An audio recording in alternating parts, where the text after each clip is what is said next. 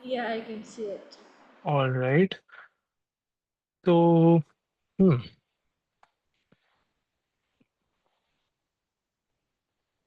right, बिस्मिल्लाहिर्रहमानिर्रहीम। कल की क्लास में which I believe was on Tuesday the last class हमने शुरू किया था नेफ्रॉन के साथ, और उससे पहले हमने थोड़ी सी और बात की थी about what happens to the nitrogenous waste and excretion में उसका क्या रोल है। मतलब एनिमल्स में, प्राइमरीली मैमल्स में जो कि हम हैं, एक्सक्रीशन किस तरीके से होती है, मतलब ये कि नाइट्रोजनस वेस्ट प्रोड्यूस किस फॉर्म में होता है और वो एक्सक्रीट किस फॉर्म में होता है, हमने वो देखा था।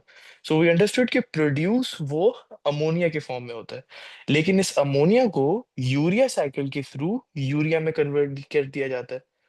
ये जो अमोनिया प्रोड्यूस होता है is produce from excess amino acids through the process of deamination, जिसमें डी का मतलब होता है रिमूव, एमाइन का मतलब होता है NH2 ग्रुप, एंड एशन का मतलब होता है the process. So the process of the removal of the NH2 group को हम डीएमिनेशन कहते हैं।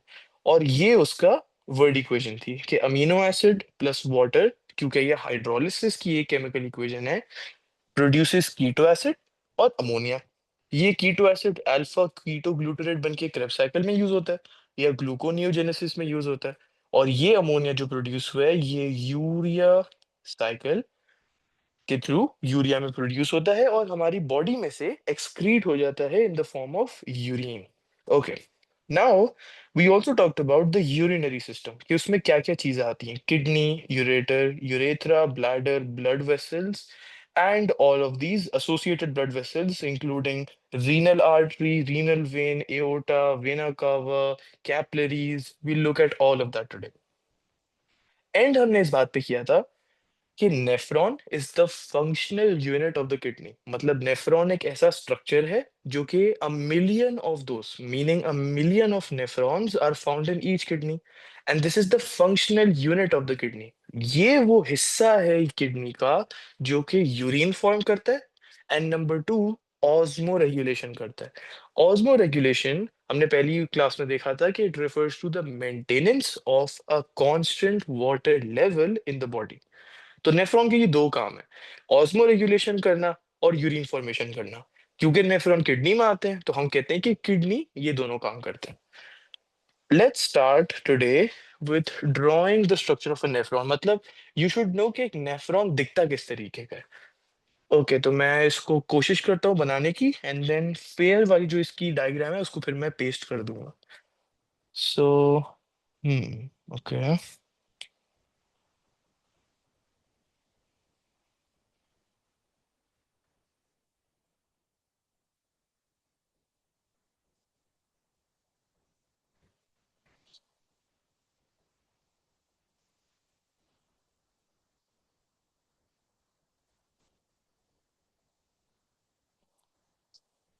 Okay, this is what essentially a nephron looks like. अब मैं इसको हाईलाइट करता हूँ और लेबल करता हूँ तो ये समझना आसान हो जाएगा।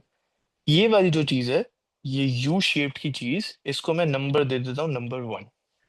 फिर उसके बाद मैं अलग अलग मार्कर से हाईलाइट करता हूँ ये वाली चीज, दिस विगली विगली पार्ट, दिस पार्ट, इसको मैं नंबर 2 से असाइन कर देता हूँ। फिर उसके बाद ये वाली चीज which is from hair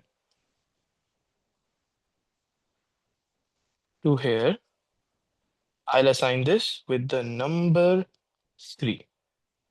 After that, दूसरा कलर ये इस्तेमाल करते हैं, ये वाला, this is number 4, and then ये वाला, this is number 5।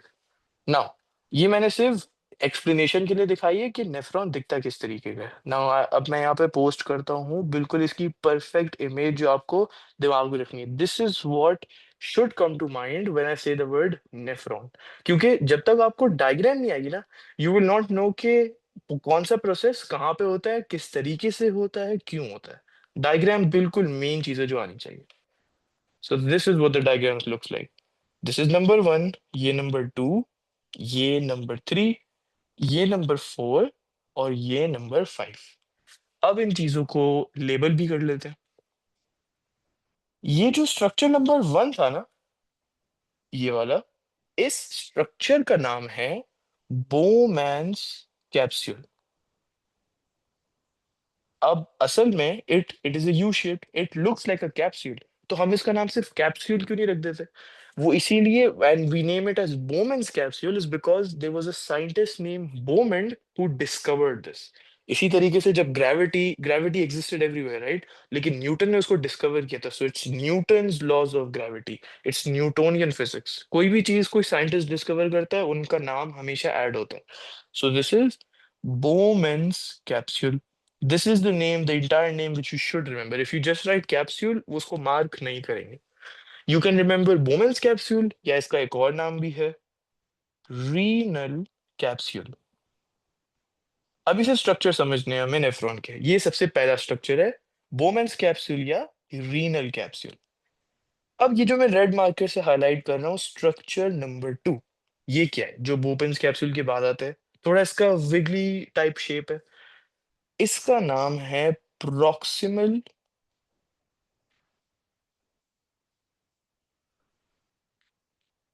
Convoluted tubule. Proximal convoluted tubule. इसका जो एब्रिविएशन है वो है PCT. Now is this an acceptable acronym? It is, but I would prefer if you would write the entire thing. It is. आप PC just like GP और TP, we can write that, we can also write PCT. नाउ एक बड़ी जरूरी चीज यहाँ पे, इस पूरे स्ट्रक्चर में are you only able to see one wiggly type का स्ट्रक्चर जो थोड़ा स्लांटिंग इस तरीके का हो, या कोई और इस तरीके का स्ट्रक्चर भी एग्जिस्ट करता है? There is another structure as well. There is another one which is right here, number 4। Number 4 को मैं पहले लेबल कर देता हूँ। इसका नाम है डिस्टल कॉन्व्यूलेटेड ट्यूब्यूल, और इसका एब्रिविएशन जो एक्सेप्टेबल एक्रोनिम है वो है डीसीटी। अब इन तीनों वर्ड्स को देखते हैं, in both number 2 and number 4। Tubule and here also tubule, वो इसीलिए क्योंकि ये दो structures part of the nephron tube shaped के। लेकिन ये ट्यूब बिल्कुल एक सीधी ट्यूब नहीं है, एक थोड़ी सी स्लांटेड ट्यूब है। इस तरीके से वो एक अजीब सा शेप बना देती है, but it's still a tube at the end of the day. तो ये ट्यूब्यूल इसलिए नाम लिखा गया है। अब कॉन्व्यूलेटेड का वर्ड क्या है? Convoluted is what defines this shape. इस शेप को अगर हम नाम देना चाहें, wiggly wiggly is just a fancy word of saying it. It's not a fancy word, it's a slang word of saying it. उसका जो प्रॉपर नाम है वो है कॉन्व्यूलेशन। इस ट्यूब की कॉन्व्यूलेशन हुई, it's a convoluted tube, meaning it's a compressed tube. एक नॉर्मल ट्यूब इस तरीके की होगी, लेकिन इसी लेंथ की एक कंप्रेस्ड या कॉन्व्यूलेटेड ट्यूब कुछ इस तरीके की होगी, जो कि ये शेप यहाँ पे दिख रहा है नंबर 2 और नंबर 4 में। अब the difference between number 2 and number 4, ये पहला वाला वर्ड, यहाँ पे प्रोक्सिमल यूज हुआ है, यहाँ पे डिस्टल यूज हुआ है। अब ये जो दोनों वर्ड्स है ना, they are referring to the same thing. और वो चीज क्या है? ये जो दोनों स्ट्रक्चर्स है ना, इनका हम कंपेयर करते हैं distance from the Bowman's capsule. Now what do I mean by that? एक स्ट्रक्चर यहाँ पे, एक स्ट्रक्चर यहाँ पे। Up, which one is closer to the Bowman's capsule or the renal capsule? Is it PCT or is it DCT? PCT? PCT, क्योंकि वो it's literally just next to the Bowman's capsule. तो ये Bowman's capsule के close proximity में, the word proximity relates to the word distance. क्योंकि ये Bowman's capsule के proximity में है, इसलिए इसका वर्ड नाम आता है proximal convoluted tubule. Now number 4, ये बोमेंस कैप्सूल से थोड़ा दूर है। कितना दूर? मोर दूर, और farther away when you compare it to PCT का distance from renal capsule.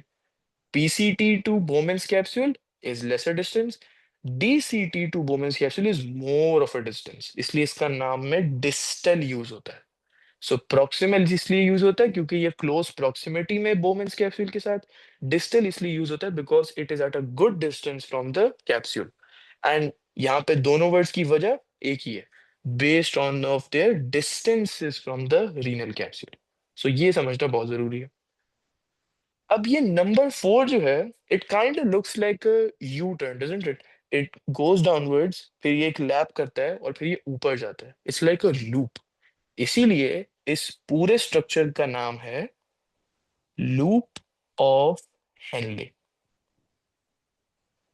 Again you need to write the word Henle, सिर्फ लूप लिखने से काम नहीं होगा, you won't get the full mark. So the loop of Henle वो पूरा structure को डिस्क्राइब करता है, उसका नाम है। अच्छा, अब इस लूप में हमें दो चीजें दिखती हैं। ये लूप तो ये पूरी चीज है, बट एक part, the first part of the loop, we can see that it is going downwards, and then just from here on, ये जो मैंने रेड मार्कर से ये लाइन बनाई है, इसके बाद से लूप अपवर्ड्स जा रहा है। So you see a descending loop and you see an ascending loop. इसीलिए ये जो पूरा लूप ऑफ हेनले है, इसको हम दो अलग अलग स्ट्रक्चर्स में डिवाइड कर सकते हैं। उनको, उनकी जो लिम्ब्स हैं, उनको हम नाम दे सकते हैं। This is the descending limb क्योंकि नीचे जा रहा है, this is the ascending limb क्योंकि ये ऊपर जा रहा है। So this was really just to define कि लूप ऑफ हेनले को किस किस तरीके से दो डिफरेंट स्ट्रक्चर्स में हम डिवाइड कर सकते हैं, डिसेंडिंग लिम्ब, असेंडिंग लिम्ब। सो यहाँ तक समझ आ गया? So should I move on? Yeah, you should. Okay, सही। अब मैं, अच्छा, ये जो नेफ्रॉन के हमने दो सेगमेंट्स देखे थे, वो क्या थे? पहला सेगमेंट था ट्यूब्यूलर सेगमेंट्स और दूसरा सेगमेंट था vascular segments. Tubular refers to the word tube, मतलब ये कि नेफ्रॉन के ऐसे कौन से स्ट्रक्चर्स हैं जो ट्यूब्स की तरह एग्जिस्ट करते हैं। ये एक किस्म की ट्यूब है, ये एक किस्म की ट्यूब है, फिर ये भी और ये भी। मतलब ये जो पांच, सॉरी, 5 to 5, ये जो पांचों के पांचों स्ट्रक्चर्स हैं, ये एक ट्यूब है और ये ट्यूब्यूलर सेगमेंट्स के अंदर आते हैं। After this we look at vascular segments के अंदर क्या आता है। अच्छा, आई आई थिंक मैंने अभी तक नंबर 5 एक्सप्लेन नहीं किया। Okay, my bad. Number 5, so number 1 हमें समझ आ गया, this is the Bowman's capsule या रीनल कैप्सूल। बोमेन्स कैप्सूल के फौरन बाद पीसीटी, प्रॉक्सिमल कॉन्व्यूलेटेड ट्यूब्यूल। उसके बाद लूप ऑफ हेनले, जिसकी पहले डिसेंडिंग लिम्ब आती है फिर असेंडिंग लिम्ब। इस तरीके से लूप ऑफ हेनले कभी भी नहीं बनता, this is wrong. It's always downwards and then upwards. So descending, उसके बाद असेंडिंग, फिर DCT, and then what is this? Number 5 जो स्ट्रक्चर का नाम है, इसे कहते हैं कलेक्टिंग डक्ट। अब ये कलेक्टिंग डक्ट का मतलब क्या है? ऑब्वियसली इसके नाम में ही हमें इसका स्ट्रक्चर दिख रहा है। कलेक्टिंग डक्ट मतलब ये एक ऐसी जगह है, एक ऐसा डक्ट है जहां पे कोई चीज कलेक्ट हो रही है। वो जो चीज है उसका नाम है urine. Throughout this nephron, urine की फॉर्मेशन हो रही होती है। Remember at the start I said कि nephron is the functional unit of the kidney, जो कि यूरिन फॉर्मेशन करता है, राइट? Yeah. तो urine formation we look at कैसे होती है, लेकिन फ्रॉम नंबर 1 to नंबर 4 और even from number 1 to number 5 urine formation हो रही होती है। At the end, now this is important, from number 1 to number 5 urine formation होती है।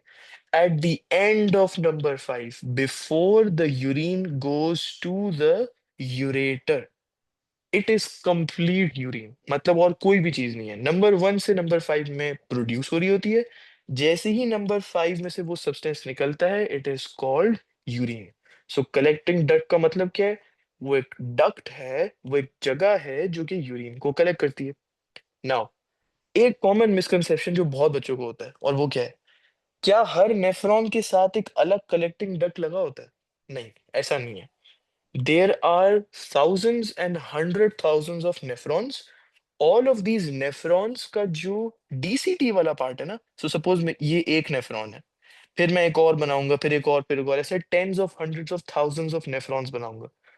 हर नेफ्रॉन का डीसीटी, डिस्टल कॉन्वुलेटेड ट्यूब्यूल, ये जो नंबर 4 वाला स्ट्रक्चर है, हर नेफ्रॉन का डीसीटी कनेक्ट होगा एक कॉमन कलेक्टिंग डक्ट के साथ। सो ये तो एक बहुत ज्यादा मैग्निफाइड पिक्चर है। You could see thousands of nephrons here connected to one collecting duct. तो हर नेफ्रॉन से थोड़ी थोड़ी थोड़ी थोड़ी यूरिन प्रोड्यूस होती है। जब सारी यूरिन कलेक्टिंग डक्ट में आती है तो एक large amount of urine produce होती है जो कि एक्सक्रीट होती है। So many nephrons many nephrons join to a common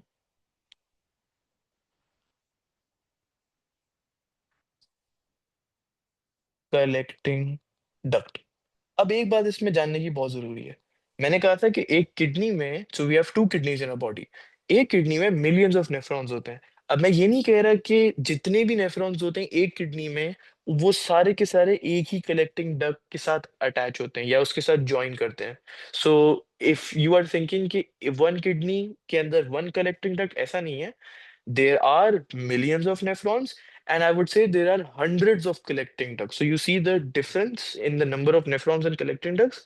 There are so many nephrons, but so little collecting ducts, which shows many nephrons join to common collecting ducts. This is a plural. So it's not like एक kidney में एक duct होगा, सारे nephron उसके साथ join करेंगे, नहीं। But ratio जो है नेफ्रॉन टू कलेक्टिंग डक्ट का, वो बहुत कम है। अब नेफ्रॉन का हमने ये डिस्कस कर लिया इसके सेगमेंट्स के बारे में, कि इसके ट्यूब्यूलर सेगमेंट्स क्या है, मतलब इसके वो वाले स्ट्रक्चर्स हमने डिस्कस कर लिए जो एक ट्यूब की फॉर्म में, which is number 1 to number 5। Now we'll see इसके वैस्कुलर सेगमेंट्स क्या है। वैस्कुलर सेगमेंट्स मतलब वो सेगमेंट्स, वो हिस्से जो कि ब्लड वेसल्स के टॉपिक से रिलेट करते हैं। वैस्कुलर सिस्टम ब्लड वेसल वाले सिस्टम से रिलेट करते हैं। So let me just write the topic. Vascular segments. So when we talk about vascular segments, we are essentially talking about एक nephron को ब्लड सप्लाई कैसे होता है और एक नेफ्रॉन में से ब्लड लेके कैसे जाते हैं। सो this is blood supply.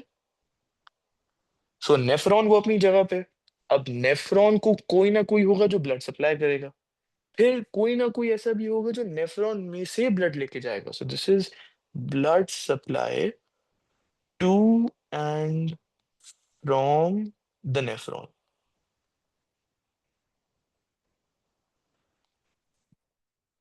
Okay, अब let me ask you a question. अगर we talk about supplying blood to something, मतलब जैसे लंग्स हैं, let's just forget the kidneys और द नेफ्रॉन्स फॉर नाउ। अगर हम लंग्स की बात करें, अगर ब्लड को लंग्स के अंदर पहुंचाना हो, so you want the blood to reach the lungs, to arrive at the lungs, what do we use arteries और do we use veins? Arteries. Arteries correct, क्योंकि आर्टरीज वो ब्लड वेसल हैं जो कि ब्लड को हार्ट से लेके किसी डेस्टिनेशन पे पहुंचाते हैं। So you have the heart here and you have a destination here. Heart से लेके डेस्टिनेशन तक पहुंचाने का काम आर्टरी का, डेस्टिनेशन से हार्ट तक ले जाने का काम वेन का। सो अगर मुझे ब्लड को लंग्स तक पहुंचाने from the heart, I use artery. Okay, now similarly अगर ब्लड को नेफ्रॉन तक लेके जाना हो, so do we use arteries और veins? Um, Again, arteries. Again arteries correct, क्योंकि जस्ट लाइक लंग्स, नेफ्रॉन भी, मतलब the kidneys are also another destination. Except the heart, heart तो ओरिजिन होता है जहां से ब्लड निकलता है। ओके, अब could you tell me the main and the largest artery of the body? Aorta. Aorta. And is the kidneys located in the lower half or the upper half of the body? Lower half. Lower half. लेकिन मैंने ये भी कहा था पिछली class में that there is something called superior and inferior vena cava. There is nothing as superior and inferior aorta. There is nothing like that. But there is something called descending and ascending aorta. हमारा blood supply to the nephron शुरू होता है aorta के साथ, क्योंकि ये जो aorta है, ये निकलता कहाँ से? एओर्टा निकलता है फ्रॉम द लेफ्ट वेंट्रिकल।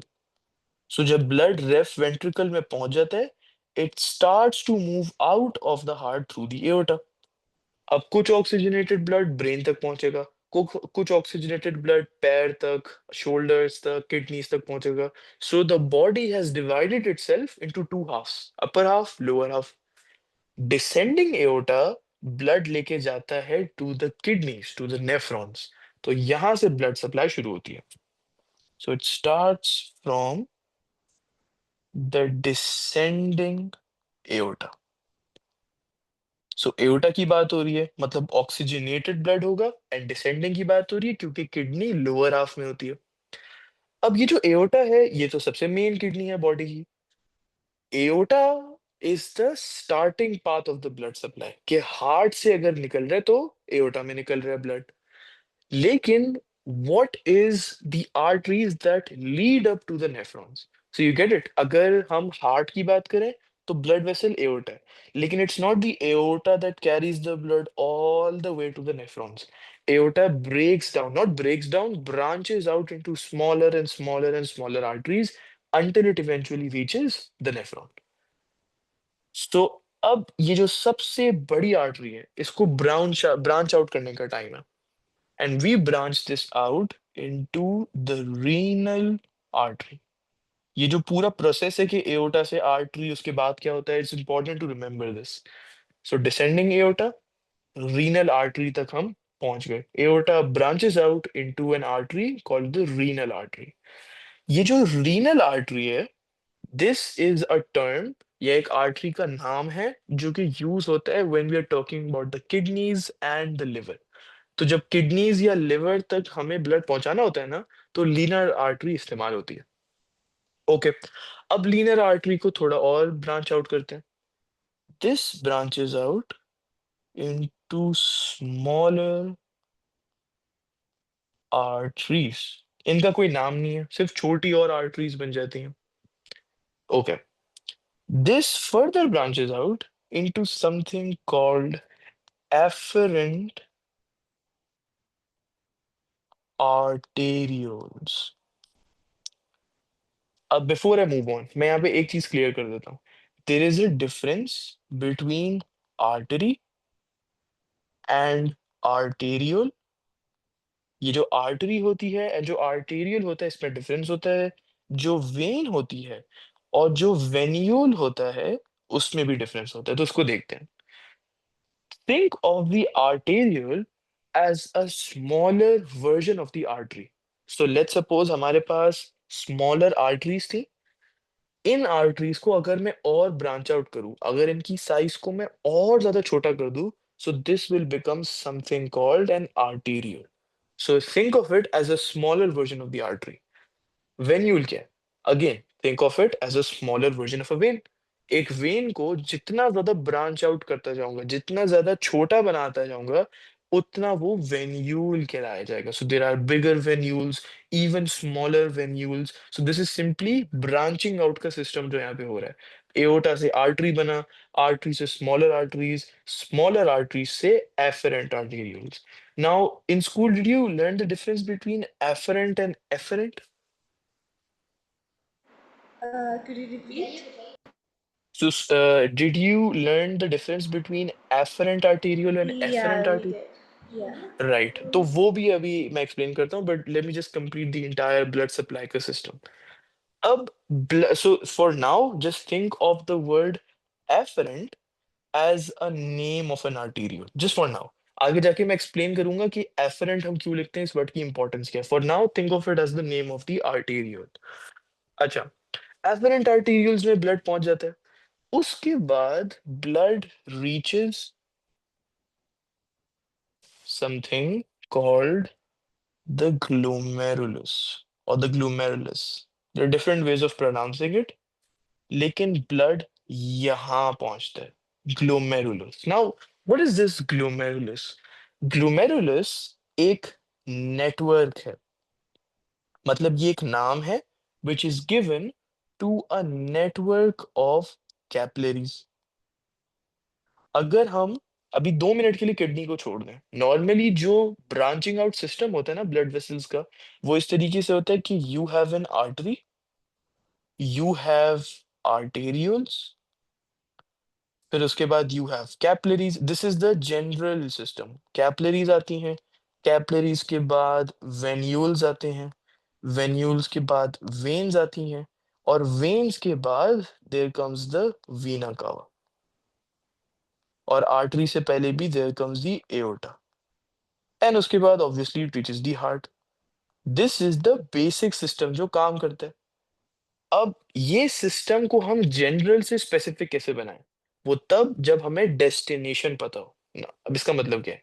अगर हमें डेस्टिनेशन नहीं पता, हमें सिर्फ पता है कि हार्ट में से ब्लड जा रहा है और हमें नहीं पता वो कहाँ पहुंच रहा है, तो वी यूज दिस कि blood moves from the aorta to the artery, arterioles, capillaries, venules, veins, vena cava, and back to the heart. अभी हमें पता है डेस्टिनेशन क्या है, विच इज नेफ्रॉन्स। तो अब हम specific arteries, specific arterioles and specific capillaries की बात करेंगे। हम उनको नाम दे देंगे, will assign them specific specific names.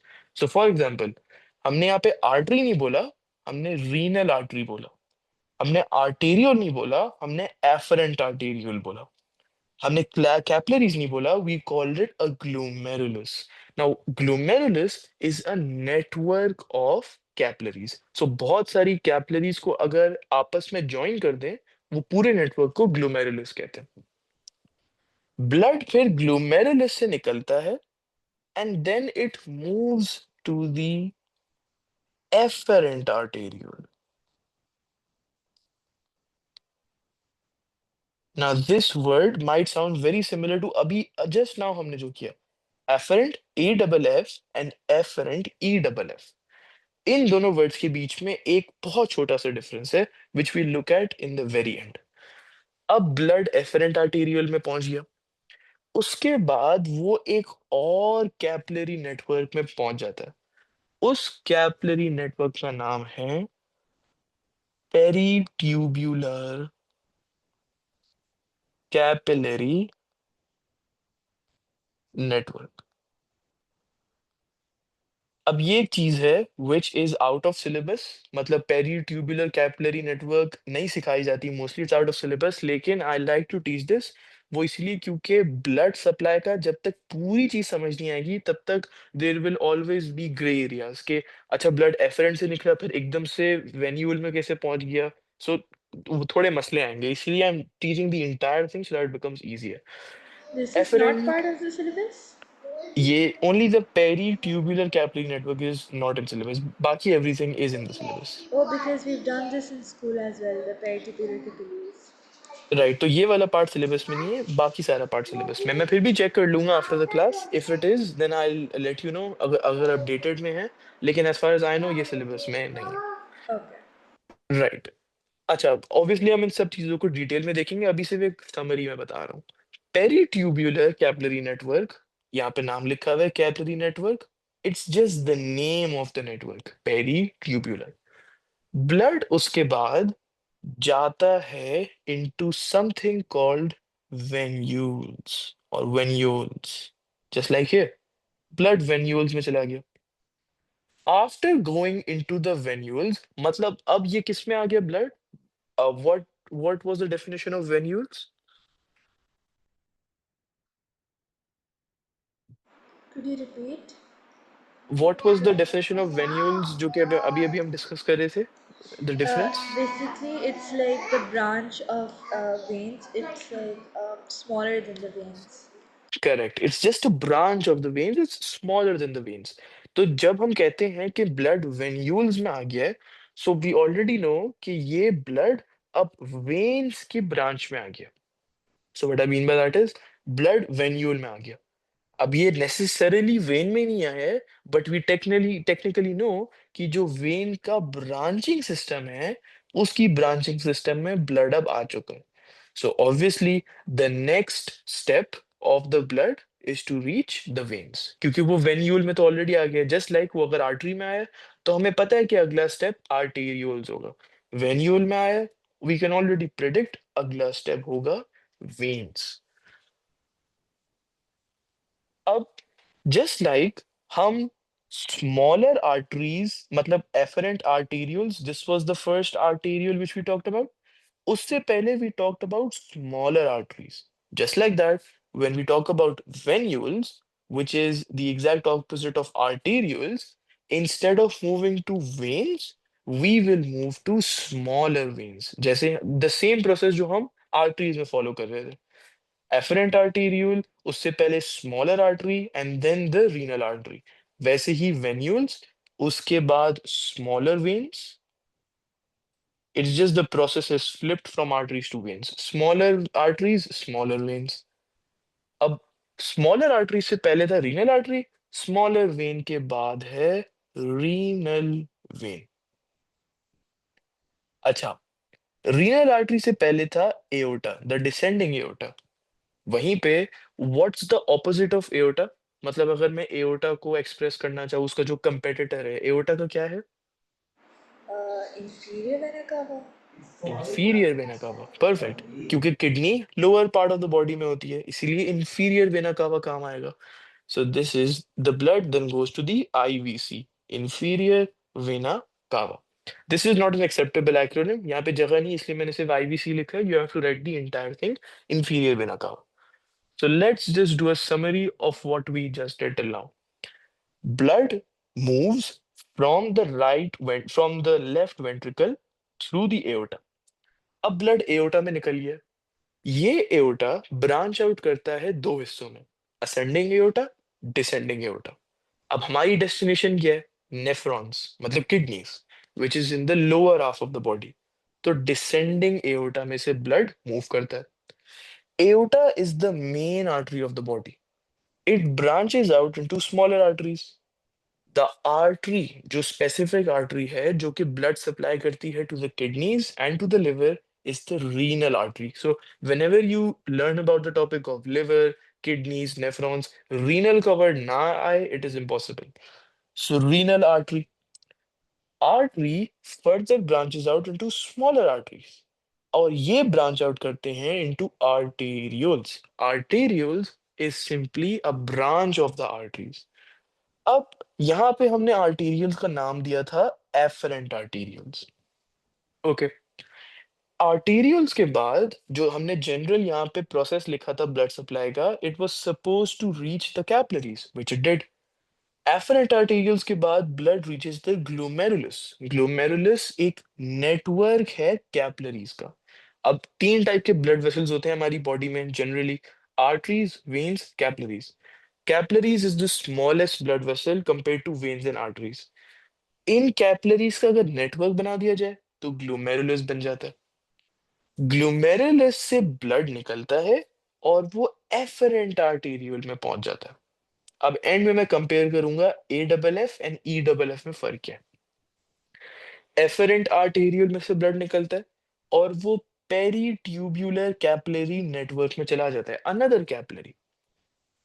After moving through this capillary network, it starts its process back to the heart. अब ये वेन्यूल्स में जाता है।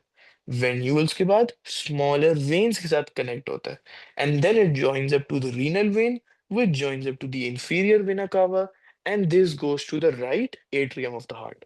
तो ये था vascular segments of the nephron.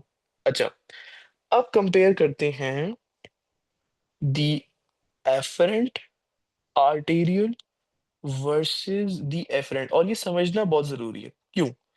क्योंकि ये दोनों ही आर्टेरियल्स के अलग-अलग नाम हैं। इट्स नॉट लाइक एक आर्टरी है और दूसरी वेन है, या एक आर्टेरियल है दूसरा वेन्यूल है, दोनों ही आर्टेरियल है। एक ग्लोमेरुलस से पहले आता है और एक ग्लोमेरुलस के बाद आता है। तो इन दोनों नाम में फर्क क्या है? The reason it's called an afferent arteriole is because it supplies the blood to the glomerulus. तो यहाँ पे जो रेफरेंस है ना हमारा, that is the glomerulus.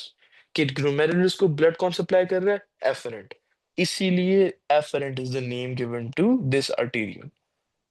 So it supplies the blood, और यहाँ पे keyword is to, supplies the blood to the glomerulus. Efferent arteriole supplies it from or takes it from the glomerulus. इसलिए यहाँ पे ई डबल एफ का word इस्तेमाल होता है।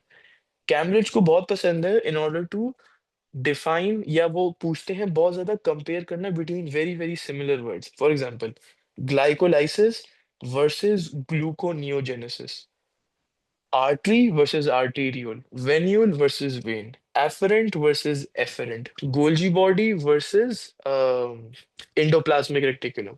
कोई दो चीजें जो बहुत सिमिलर स्ट्रक्चर में या नाम में है, उनको कंपेयर करना और देखना कि कैंडिडेट को इन दोनों में फर्क पता है या नहीं। तो ये बहुत जरूरी सवाल है जो कि P4 में अक्सर आता है। So it's important to know the difference between them. Okay, so मैं आगे बढ़ूँ, इज दिस क्लियर यहाँ तक? Yeah, it's clear. ओके, अब एक सवाल करते हैं। And wait, before I do the question, मैं देख लेता हूँ कि उस क्वेश्चन से रिलेटेड चीजें, have I done that already? Yes I have. Okay, so based on what you have learned today and then what you have learned in the previous class, answer this question, take your time and then let me know. मैं फिर इसका sample answer भी लिखूंगा and then we'll compare your answer with the sample answer. Describe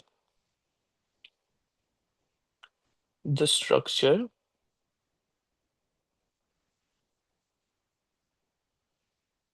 of the kidney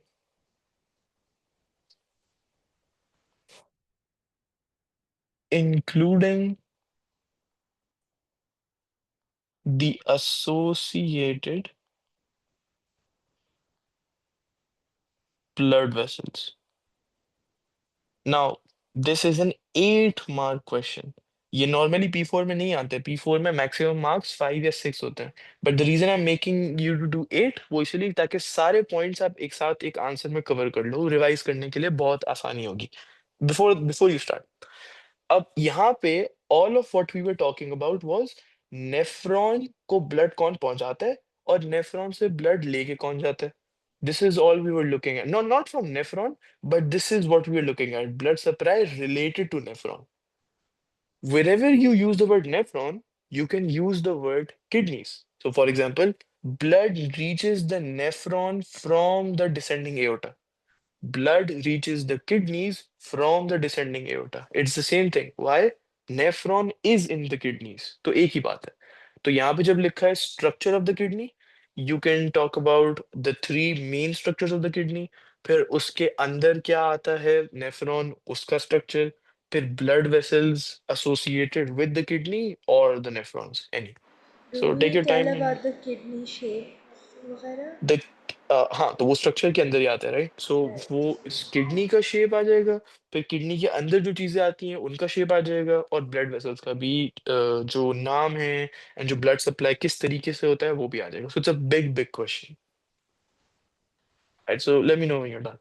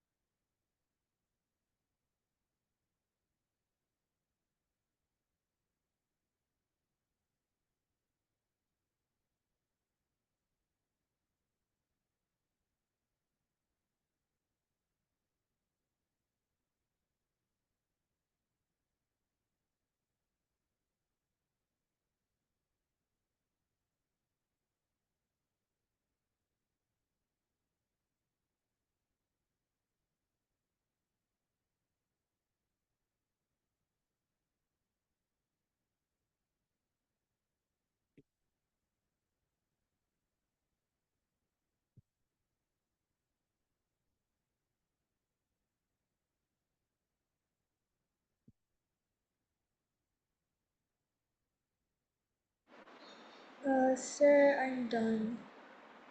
Right, so could you explain your answer? Okay, so basically, I wrote that the kidney is a bean-shaped organ surrounded by a fibrous capsule for protection. The outer cortex contains the glomeruli, the Bowman's capsule, and the convoluted tubules. And the medulla contains the loops of Henle and the collecting ducts that drain urine into the renal pelvis. The renal artery, which branches from the aorta, supplies blood to the kidney, and it divides into smaller arterioles, each forming an afferent arteriole that leads into a glomerulus. And the afferent arteriole carries blood away from the glomerulus and forms a capillary network around the tubules for reabsorption. I wasn't sure about this point if this is exactly what peritubular capillaries mean, so I did not mention that. But then I wrote that these capillaries then join to form venules that merge into the renal vein, and the renal vein carries blood away from the kidney to the inferior vena cava. Right perfect और ये peritubular capillary network का कौन सा point था could you repeat that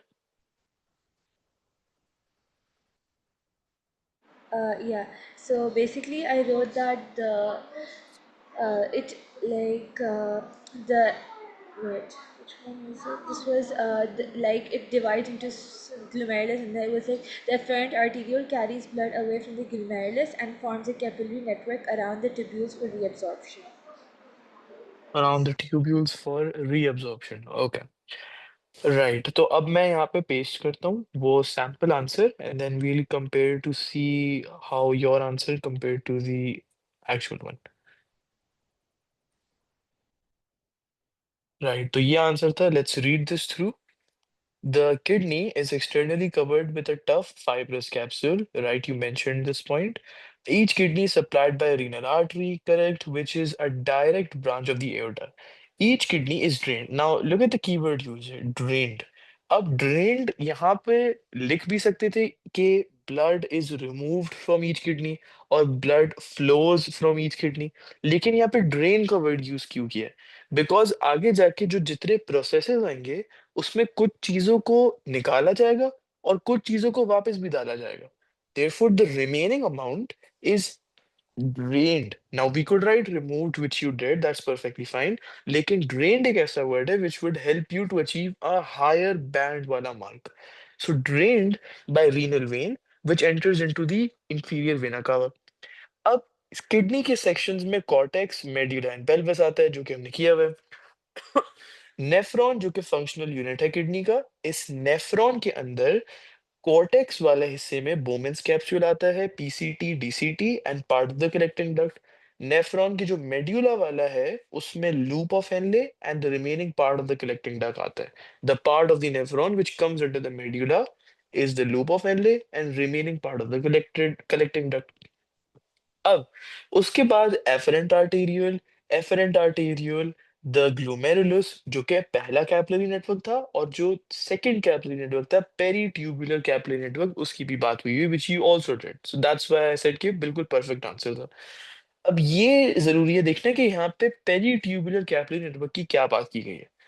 blood leaves the glomerulus via the efferent arteriole, which gives rise to another capillary network called the peritubular capillary network. अब the point which you said कि peritubular capillary network absorption के लिए होता है, absorption का process we'll see कि वो बिल्कुल शुरू वाले stage में the majority वाला part हो जाता है. So majority part of the absorption वाला process जो कि IGCSE में we have learned the two stages ultrafiltration and selective reabsorption.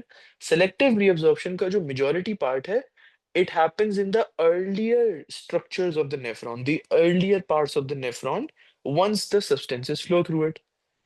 Peritubular capillary network कब आता है ग्लोमेरुलस के भी बाद which is a lot later.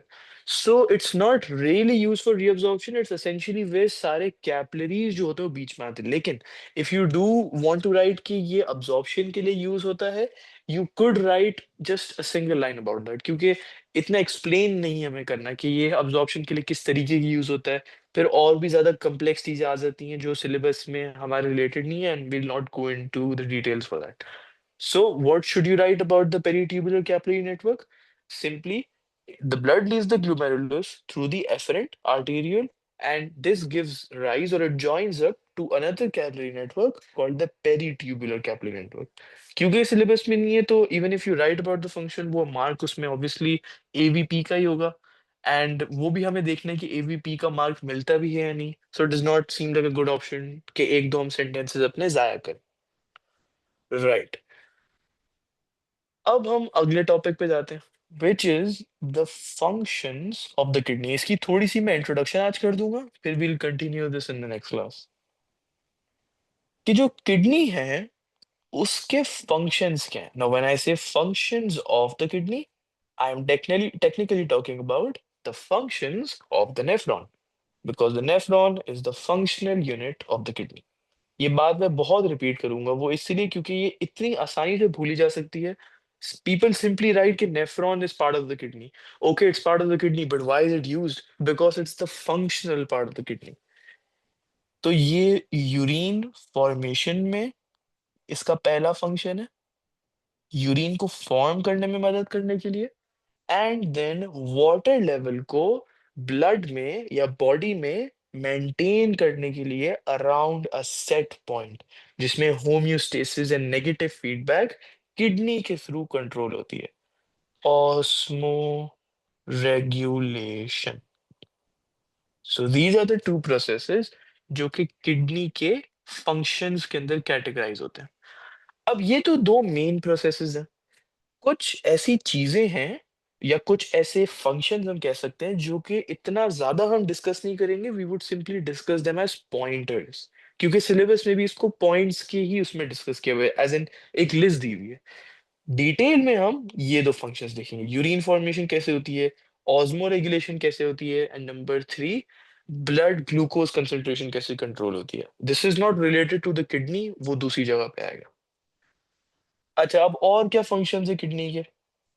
Function number three is the maintenance of blood pH.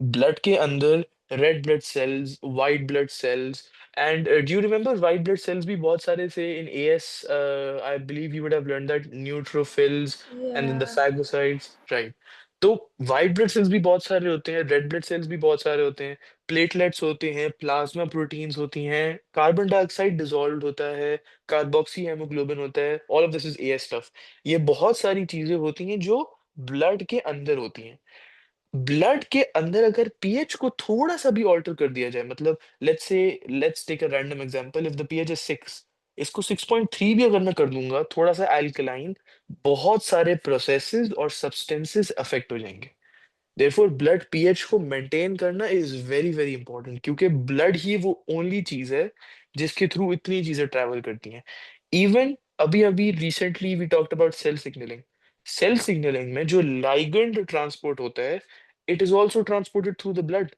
glucagon is transported through the blood any adrenaline is also transported through the blood तो blood का pH को maintain करना is very very important उसके बाद stress levels की वजह से blood pressure ऊपर नीचे हो जाता है ब्लड प्रेशर को भी किडनी ही कंट्रोल करता है बिकॉज किडनी के अंदर जो नेफ्रॉन है उसके वैस्कुलर सेगमेंट्स में वी सॉ कि कितने सारे ब्लड वेसल्स यूज हो रहे थे एंड कितने सारे ब्लड वेसल्स का मतलब ब्लड का प्रेशर भी बहुत दफा बढ़ रहा था कम हो रहा था बढ़ रहा था कम हो रहा था अब ये क्यों हो रहा था जब ब्लड एओर्टा में था this is when it was at its highest pressure फिर वो एक छोटे वर्जन में आ गया आर्टरी के विच is the renal artery pressure और कम हुआ स्मॉलर आर्टरीज में और कम एफरेंट आर्टेरियल्स में और कम एंड प्रेशर लीस्ट हुआ when it was in the glomerulus फिर बढ़ा इन द आर्टेरियल्स फिर कम हुआ इन द कैपिलरी नेटवर्क फिर इंक्रीज हुआ in the inferior vena cava so you see how the blood pressure is altering because it is flowing through the kidney तो kidney का function number 4 is the regulation of blood pressure. Last but not the least kidney का एक और भी function है वो है कि जो बॉडी के अंदर सॉल्ट्स होते हैं उनको रेगुलेट करना उनको मेंटेन करना अगर हमारी बॉडी में एकदम से because of something that we ate बहुत सारे सॉल्ट्स आ गए हैं, तो किडनी यूरिन फॉर्मेशन इस तरीके से करेगी कि बहुत सारे सॉल्ट्स एक्सक्रीट हो जाएंगे। अगर डेफिशिएंसी है कुछ सॉल्ट्स की इन आवर बॉडी, तो किडनी ड्यूरिंग यूरिन फॉर्मेशन उन सॉल्ट्स को कंजर्व करेगी, and we look at how all of that happens. लेकिन what is the bottom line? Body salts की रेगुलेशन हो रही है, उनके एक कांस्टेंट अमाउंट पे उनको मेंटेन किया जा रहा है। So regulation of bodily salts. Okay, अब मैं अगला टॉपिक जो कि यूरिन फॉर्मेशन है, मैं उसके सिर्फ स्टेजेस लिख देता हूँ, so that you simply get an idea of what we are going to do next class, and then I'll stop right there. So, urine formation. This is process number one, जो कि kidney का one of the main processes है, one of the main functions है जो वो करती है। अब ये यूरिन फॉर्म कैसे होती है? यूरिन फॉर्म होती है through three stages. Firstly, ultra filtration. Number two, selective reabsorption.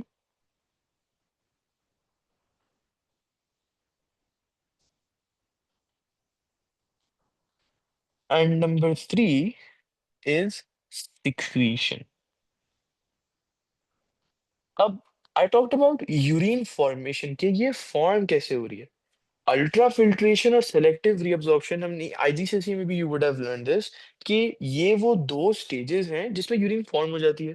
लेकिन फिर मैं ये प्रोसेस नंबर थ्री क्यों लिख रहा हूँ यूरिन फॉर्मेशन में? That is because secretion is also as important as formation is. जब तक यूरिन सिक्रीट नहीं होगी या एक्सक्रीट नहीं होगी, और यूरिन बन ही नहीं पाएगी, they would simply be, it would be a traffic jam, or you could say it would be a buildup of urine in the body which could lead to many many diseases and many many fatal conditions. तो when we talk about urine formation, इसमें ultra filtration आती है, selective reabsorption आती है, and secretion भी आती है। Now, ultra filtration एक पैसिव प्रोसेस है,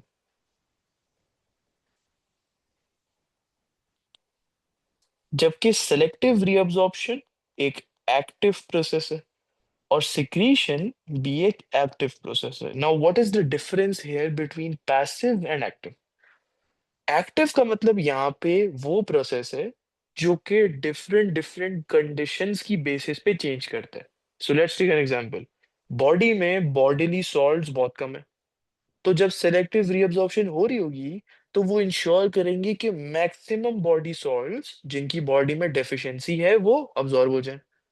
लेकिन एक और केस में अगर बॉडी सॉल्ट्स बहुत सारे हैं, तो सेलेक्टिव रीअब्जॉर्प्शन में बहुत कम रीअब्जॉर्प्शन होगी इन सॉल्ट्स की। सो you see the difference. In one case body salt बहुत सारे अब्सॉर्ब हो रहे हैं, दूसरे केस में बहुत कम हो रहे हैं। एक और एग्जांपल लेते हैं। If you drink a lot of water, selective reabsorption के वक्त बहुत कम वाटर होगा जो कि रीअब्सॉर्ब होगा, बहुत ज्यादा वाटर होगा जो कि सिक्रीट हो जाएगा in the form of urine. This is why there is a larger amount of urine produced when we drink a lot of water. अगर हम कम पानी पीते हैं, सेलेक्टिव रीअब्जॉर्प्शन में क्या होगा? क्योंकि पानी पानी हमने ऑलरेडी कम पिया है, किडनी ये इंश्योर करेगी कि the least amount of water waste हो जाए in the form of urine. तो वो इंश्योर क्या करेगी? मैक्सिमम में रीअब्सॉर्ब कर लो। सो पहले केस में बहुत कम रीअब्सॉर्ब किया, दूसरे केस में बहुत ज्यादा किया। तो ये एक एक्टिव प्रोसेस है, it changes based on the conditions and the environment. Passive process का मतलब क्या है? चाहे जो कंडीशन हो, चाहे हमने कम पानी पिया हो, चाहे ज्यादा पानी पिया हो, कम बॉडी सॉल्ट्स हो, ज्यादा हो, कम मिनरल्स हो, ज्यादा मिनरल्स हो, जितनी अल्ट्रा फिल्ट्रेशन की अमाउंट होती है, उतनी ही प्रोसेस नंबर टू में हमेशा होगी। मतलब every single time the amount of ultrafiltration will remain the same, it will not change. तो ये एक पैसिव प्रोसेस है which does not change based on the conditions. Right, तो we'll keep it till here today. If you have any questions, No questions. right, so could you give a summary of what we did today? Right, so basically, first of all, we did the structure of a nephron. We learned that it has a Bowman's capsule, a PCT, Mhm. proximal convoluted tubule, a distal convoluted tubule, loop of Henle, and collecting duct. Also, we learned about the blood supply to the nephrons, and we learned about the functions of a kidney, which include like um, the maintenance of blood pH, the regulation of blood pressure. All right. And let me ask you a question. Kidney के कौन से दो functions होते हैं apart from the usual two? Could you tell four functions of the kidney? Um, Maintaining the blood pH, I think maintaining the blood Okay. pH, urine form. Okay, should I say that one as well or some Yeah, other? yeah. Sorry, sorry. Yeah, okay, urine formation, the maintenance of the blood pressure, and maintenance of the blood pressure, maintaining the pH, urine formation, and it's like it helps in And the water like level, something like that. water level adjustment of mineral ions as well, I think. So the regulation of body salts and osmoregulation.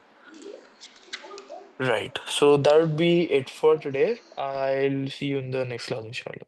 Inshallah. Okay, Allah Right. Allah Hafiz. Hafiz.